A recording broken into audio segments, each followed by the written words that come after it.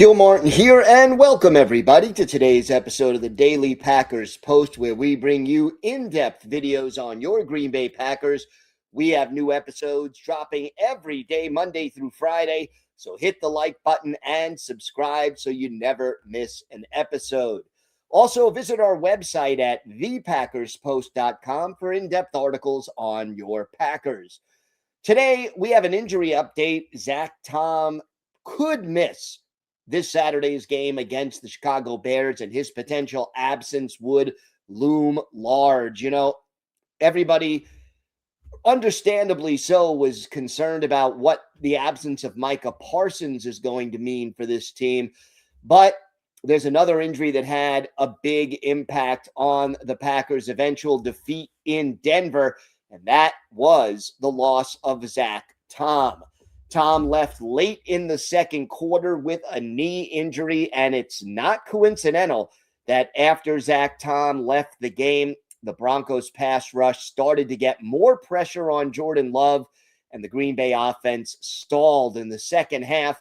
The Packers scored on their first drive and then only managed one field goal the rest of the way without Zach Tom in the lineup, and that's because the pass rush was in the face of Jordan Love for most of the third and fourth quarter. Tom is graded out as the Packers' best offensive lineman. This is now the third straight year that's been the case, according to Pro Football Focus, and he is also ranked by PFF to be the team's best run-blocking offensive lineman and their best pass protector. And while scouts would say he's a little bit undersized for an offensive tackle, Tom has great technique with his footwork, his hands, and he uses that technique and his intelligence to keep opposing pass rushers at bay. He plays the angles well, anticipates the moves of his opponents, and does a good job of keeping Jordan Love from being sacked. Now, this has not been an easy year for Tom. The Wake Forest alum has already missed 2 full games due to injuries, and he's left several games early. He's played through some painful injuries, including one which gave him so much pain, he said he blacked out and did not remember the second half of a game. And let's face it, when Tom is out of the lineup, there is a noticeable difference in the play of the Packers offense. Now, on the official injury report so far this week, Tom was listed as did not practice both Tuesday and Wednesday. And Matt LaFleur was asked about Tom's potential availability for Saturday night's game in Chicago. He said, "We'll see. I know he's going to fight and try to play. We'll give him the week." Now, that means that we don't expect Tom to practice much, if at all, this week. But if he feels good enough to play and the doctors give him the go-ahead, he may give it a go against the Bears. And let's face it, when Jordan Love has a clean pocket, he is among the league's leaders in quarterback rating and all of those advanced analytics that so many people love to use. But when he's being harassed and when he's being pressured, he obviously is less effective.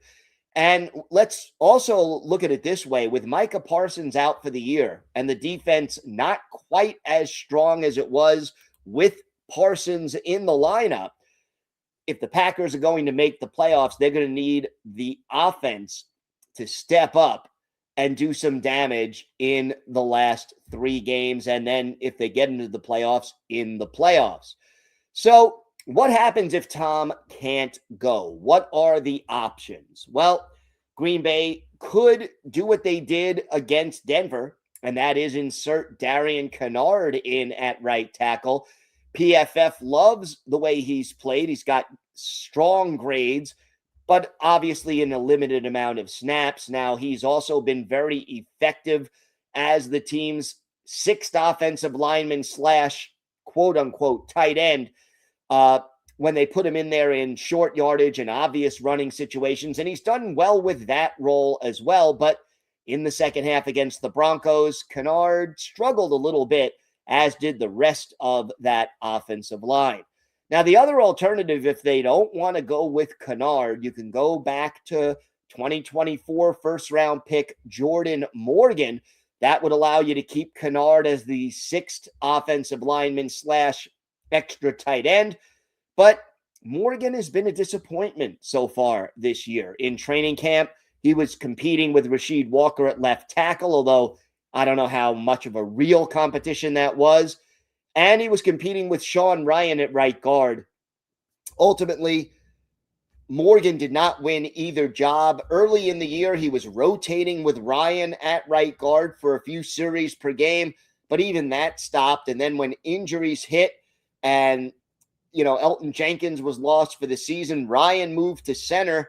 At first, Morgan was the starter at right guard, but he wasn't playing well, was very inconsistent. And the Packers eventually moved Anthony Belton, the second-round rookie drafted as a tackle, into the right guard spot, and Belton has actually been an upgrade over Morgan.